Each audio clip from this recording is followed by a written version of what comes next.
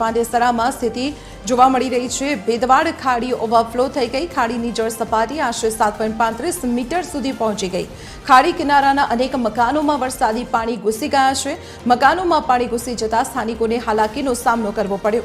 એસએમસીના અધિકારીઓ અને ફાયર વિભાગની ટીમ સ્થળ પર પહોંચી અને સ્થાનિક કોર્પોરેટર સુધા પાંડેએ પણ સ્થળની મુલાકાત લીધી હતી। ખાડીનું પાણી ધીમે ધીમે ઓસરવાનું શરૂ થયું હોવાનો દાવો કોર્પોરેટર દ્વારા કરવામાં આવ્યો। આ સાથે જ જરૂર જણાશે તો સ્થાનિકોની સંપૂર્ણ મદદની કોર્પોરેટરે ખાતરી આપી। દર વર્ષની જેમ આ વર્ષે પણ ખાડીના પૂરે સ્થાનિકોની મુશ્કેલી વધારી દીધી છે। સુરત શહેરમાં જ્યારે અવિરત વરસાદ વરસી રહ્યો છે ત્યારે હાલ TV13ની ટીમ પહોંચી છે પાંડેસરાની ભેદવાડ ખાડી। સીધા આપને દ્રશ્યો બતાવીશ। હાલ જે તેની જળ સપાટી છે તે 7.30 મીટર જેટલી છે।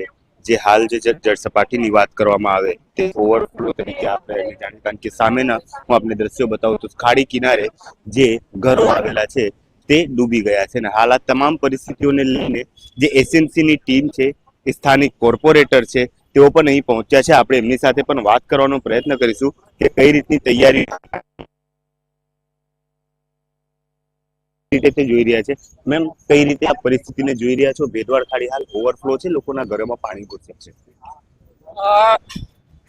જે ભેદવાડ ખાડી છે આમાં એ તો પાણીને ઓછું થયું છે।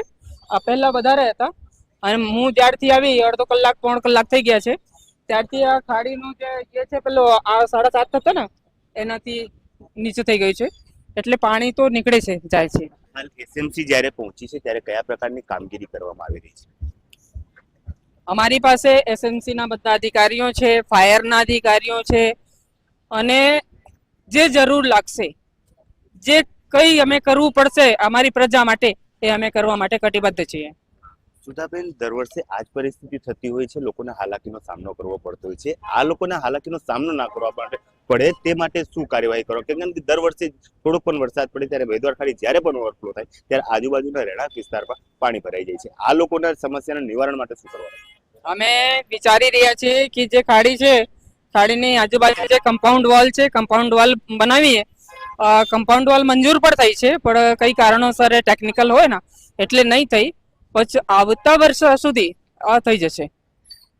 ચોક્કસ, આપણી સાથે સુધાબેન જોડાયા હતા, જે સ્થાનિક કોર્પોરેટર છે ને જેમને તે રીતે વાત કરવામાં આવી કે આ લોકોના સ્થાનિક નિવારણ માટે જે કમ્પાઉન્ડ, જે આ ખાડીની બાજુમાં જે વોલ છે તેને પણ ક્યાંક ને ક્યાંક ઊંચી કરવામાં આવશે, જેથી અહીં લોકોને જે હાલાકીનો સામનો કરવો પડતો હોય છે તે ના કરવામાં આવે। પરંતુ દર વર્ષે જ્યારે અહીં પાણી ભરાતું હોય છે ત્યારે ક્યાંક ને ક્યાંક સામાન્ય વરસાદમાં પણ ભેદવાડ ખાડી જ્યારે ઓવરફ્લો થાય ત્યારે અહીંના જે આજુબાજુના રહીશો છે, જે રહેણાંક વિસ્તાર છે, તેમાં ઘરોમાં પાણી ઘૂસી જતા હોય છે। હાલ આ તમામ પ્રક્રિયાને લઈને એસએમસીની ટીમ, સ્થાનિક કોર્પોરેટર અહીં પહોંચ્યા છે અને પરિસ્થિતિનો તાગ મેળવવાની હાલ પ્રક્રિયા ચાલુ છે।